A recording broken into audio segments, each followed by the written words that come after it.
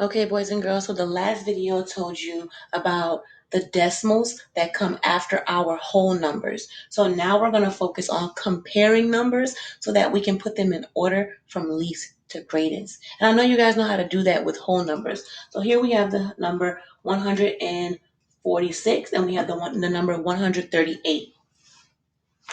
So if I am trying to compare these numbers, a good way to do this is to not look at them going across. Maybe try stacking them if we're having problems with understanding how to do this. And we want to make sure that we line them up by place value.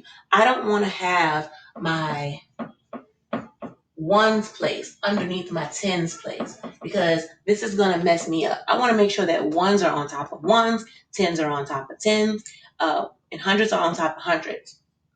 If you're having problems with keeping those in line, you can take a different colored pencil or an erasable pen and just kind of make a couple of dashes going straight down,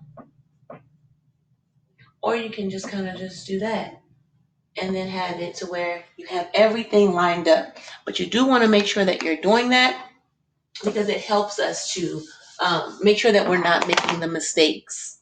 So I have the number 146 and I have the number 138. And I'm going to start with the largest place value that's to the left. So I'm in the hundreds place and I'm going to cover those up. And these two are equal to each other. So because you can't see that, because they're equal to each other, I have to move to the next place value. So I'm going to scoot this over. And I'm going to notice that I have a 4 here and a 3 here. 4 is bigger than 3. This number has 100. This number has 100. So because they're equal, we had to move over. After moving over, this number we notice has 4 tens and this number has 3 tens. So which is the greater number? Would it be the one that has 1, 2, 3, 4 tens? Or would it be the one that has 3 tens? 4 is the one that would be the larger one. So we want to make sure that we are not only lining up those decimals, but that we're putting them in the correct order. So the larger one would be 146 is greater than 138. In order for us to write this, we have symbols. So the crocodile eats the bigger number, greater than 146 is greater than 138. How does this look if we're doing it with decimals? Because that's our focus for today. So we have decimals that we need to go ahead and compare. So let's say I have the number 537, and then I have 521. I'm going to do this the exact same way that I did my whole numbers. I am going to start with the largest place value.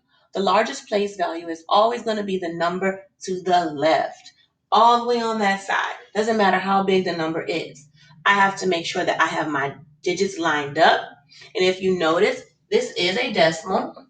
So I want to make sure that the decimals are on top of each other too, making sure that they are lined up. That is very, very, very important with math. I'm starting with the first place value.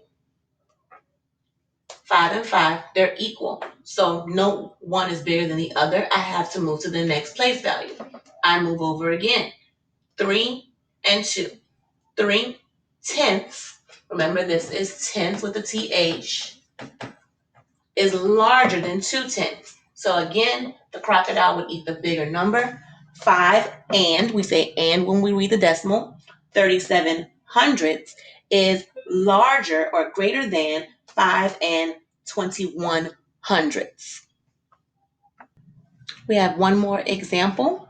We have 6 and 9 hundredths, and then we have 6 and 10 hundredths. Okay? One at a time. The 6s are equal. The 10th one is actually greater than 0. So the crocodile would eat the larger number. And I would write it this